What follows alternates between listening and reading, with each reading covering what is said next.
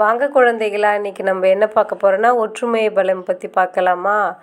ஒரு அழகான கிராமம். அந்த கிராமத்தில் 4 மாடுகளாம். அந்த 4 மாடுகளும் காட்டுக்கு புல்லு மேய போகுமா. அதுங்க ரொம்ப அந்த 4 மாடுகளும் ரொம்ப ஒற்றுமையாக இருக்குமா.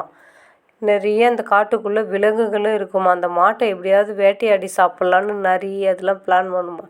ஆனால் அந்த மாடுங்கள்கிட்ட வேலையாகாது. ஏன்னா 4 மாடுகளும் ஒற்றுமையாக இருக்கிறதுனால அது கிட்ட கூட வர முடியாதான், ஓடிடுங்கம்மா. அப்புறம் சிங்கம் ஒரு நாள் வந்துச்சான். இந்த மாடுகள் எல்லாம் கொழு கொழுன்னு இருக்கே, அடித்து சாப்பிட்டா நிறைய நம்மளுக்கு உணவு கிடைக்குமே அப்படின்னு சிங்கம் ஐடியா பண்ணிச்சான். சிங்கம் அந்த 4 மாடுகளையும் வேட்டையாட வந்துச்சான் பாரு.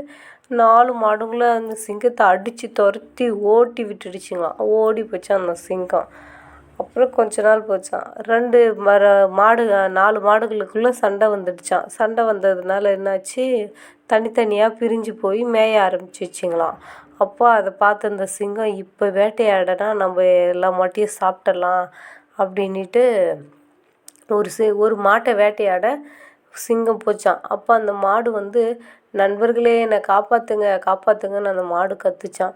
கத்தின உடனே நம்ம தோழியோட குரலாச்சே, இது எங்கேருந்து கத்துது அப்படின்ட்டு 3 மாடுகள் அந்த சிங்கத்தை அடித்து துரத்தி அப்புறமேட்டுக்கா அந்த மாடுகள்லாம் 4 ஒத்துமையாகிடுச்சுங்களாம். அப்போ தான் சொல்லிச்சா ஒரு மாடு, நம்ம தனித்தனியாக போவே தானே நம்ம அந்த சிங்கம் வேட்டையாட பார்த்துச்சு, பிரியவே கூடாதுன்னு மாடுகள்லாம் முடிவு பண்ணிச்சா. குழந்தைகளா, நீங்கள் இதுலேருந்து என்ன தெரிஞ்சுக்கிட்டீங்க? ஒற்றுமையே பலம். நீங்கள் எப்பயுமே நண்பர்கள் கூட சண்டை போடக்கூடாது. பாய் குட்டீஸ்.